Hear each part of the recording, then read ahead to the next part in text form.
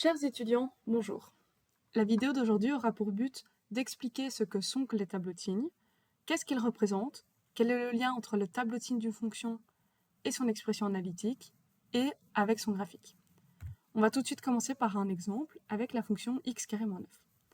Peut-être vous avez déjà en tête à quoi ressemble le graphique de cette fonction, et sinon, le voici.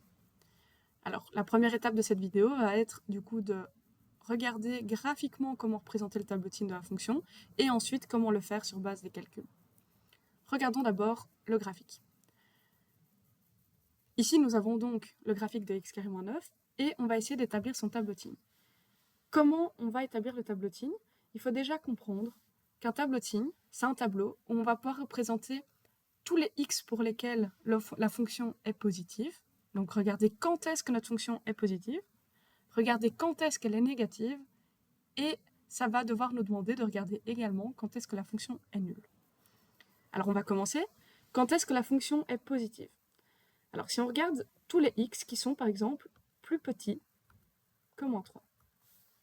Pour tous les x plus petits que moins 3, donc toute cette partie-ci, si on regarde l'image de la fonction, autrement dit si on regarde les y de la fonction, je vais les colorier, on voit la fonction, elle est ici. Qu'est-ce qu'elle est? Elle est positive, parce qu'elle est au-dessus de l'axe des x. En effet, si je prends n'importe quel point de x plus petit que moins 3, et que je regarde que vaut y à ce moment-là, on va obtenir quelque chose de positif. Si x est égal à moins 4, que vaut y à cet endroit-là? On regarde, on vient chercher notre fonction, on arrive ici, on vient regarder quelle est l'image de la fonction, c'est 6. Et 6, c'est positif. Et donc pour tous les x plus petits que moins 3, alors ma fonction, elle est positive. Une fonction positive, on peut également écrire qu'elle est positive. F de x est plus grand que 0. Elle est positive. Ça, c'est déjà une bonne chose. Maintenant, qu'est-ce qui se passe après moins 3? Si on regarde les valeurs que la fonction prend après moins 3, eh bien, on voit que la fonction, elle est sous l'axe des x. Elle est ici. Eh bien, tout ça, ici, tant qu'on est sous l'axe des x, c'est que notre fonction, elle est négative. On va prendre un exemple, n'importe quelle valeur entre les deux. Par exemple, qu'est-ce qui se passe quand x est égal à 2? Quand x est égal à 2, que vaut notre fonction? On descend, on descend, on descend. Elle est ici, on regarde l'image. L'image vaut moins 5, elle est donc négative. Et donc, pour tous les x entre moins 3 et 3, notre fonction est négative. Une fonction négative, on peut donc dire que f de x est plus petit que 0. Elle est négative. Très bien. On n'a pas encore fini. Maintenant, qu'est-ce qui se passe pour tous les x plus grands que 3? Pour tous les x plus grands que 3, on voit que notre fonction, elle est au-dessus de l'axe des x. On peut de nouveau prendre une valeur de x plus grand que 3. Par exemple, x est égal à 4. Qu'est-ce qui se passe quand x est égal à 4? On regarde l'image et on arrive de nouveau à 6, parce que j'ai pris un point qui était particulier. Mais on pouvait également prendre x est égal à 5, x est égal à 10, n'importe quoi, et on voit de nouveau que notre fonction est positive. Et donc, pour tous les x qui sont plus petits que moins 3, la fonction était positive, et quand x est plus grand que 3, pareil, la fonction est également positive. Maintenant, il y a des points dont on n'a pas vraiment parlé, c'est les points ici, c'est moins 3 et 3. Qu'est-ce qui se passe en moins 3 et 3 quand x est égal à moins 3 ou quand x est égal à 3, ma fonction, elle vaut 0. Elle est nulle. Comment ça se fait? On voit que la fonction passe par l'axe des x, et donc c'est ce qu'on appelle une fonction nulle. Et en fait, écrire ces trois choses, écrire ce qu'on a écrit en vert, en rouge et en orange, c'est une autre manière de parler d'un tableau de signes. C'est juste pas sous forme de tableau, mais c'est le même contenu. On va faire ça ensemble. Si je trace un tableau de signes, alors à quoi se ressemble un tableau de signes? On vient faire un espèce de tableau. La première ligne, on vient mettre toutes les valeurs de x qui nous intéressent. Et en fait, qu'est-ce qu'on va mettre comme valeur qui nous intéresse? On va mettre les racines. Les racines, c'est ce qu'on a écrit en orange. C'est toutes les valeurs qui annulent la fonction. Ça, c'est la définition d'une racine. C'est les racines de f. Et donc, toutes les racines de f, on va les écrire ici, dans la première ligne. Et très important, on est obligé de les mettre du plus petit au plus grand. En fait, derrière ça, vous pouvez un petit peu imaginer qu'il y a un axe des x ici, qui est caché dans notre tableau. C'est un axe des x, donc on va du plus petit au plus grand. Ok, une fois qu'on a mis les racines dans notre tableau de signes, on continue. Et ici, on va mettre les informations qu'on trouve sur notre fonction. Qu'est-ce qu'on a trouvé sur notre fonction? Bien, on a trouvé que quand x était égal à moins 3, quand x est égal à moins 3, alors f de x vaut 0. Quand x est égal à moins 3, f de x vaut 0. Et quand x est égal à 3, f de x vaut 0 aussi. Alors, on n'a pas encore fini le tableau de signes. Maintenant, il faut mettre les plus et les moins. On a dit que quand x était plus petit que moins 3 et quand x était plus grande que 3, notre fonction était positive. Pour tous les x plus petits que moins 3, donc tout ce qui est avant moins 3, et pour tous les x qui sont plus grands que 3, donc tout ce qui est après 3, notre fonction est positive. Et finalement, notre fonction est nulle pour tous les x qui sont entre moins 3 et 3. Alors vous voyez, normalement, le code couleur fonctionne bien. On a du positif, nul, négatif, nul, positif. Et sur notre graphique, on avait bien du vert, orange, rouge, orange, vert. Ce qui est important ici, c'est de bien comprendre ce qu'on veut dire par le signe d'une fonction. Parce que parfois, on a tendance à penser qu'on a compris ça, mais en fait, on va un peu trop vite dessus. Le signe d'une fonction, c'est bien dire que si je prends n'importe quel x, par exemple ici, n'importe quel x entre moins 3 et 3, n'importe lesquels, leur valeur, leur image sera négative. Et donc je sais qu'entre moins 3 et 3, ma fonction elle est en dessous de l'axe des x.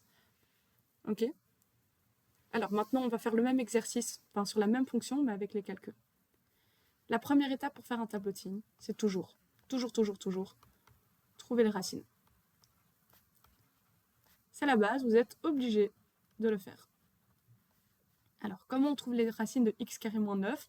On doit résoudre une équation du second degré. Il y a déjà une vidéo qui vous explique ça. Si vous en avez besoin, n'hésitez pas à la voir. Mais après quelques petits calculs, vous devriez trouver que... après quelques calculs, vous devriez trouver que quand x est égal à moins 3 ou quand x est égal à 3, la fonction vaut 0. Donc, les deux racines, c'est moins 3 et 3. Très bien. Deuxième étape, eh bien, on trace notre tableau de signes. Pour ça, on fait comme de l'autre côté, on trace un tableau. Ici, on va mettre toutes les valeurs de x qui pourraient nous intéresser. Et en dessous, on va mettre du coup le signe de notre fonction. Donc ici, on met les racines.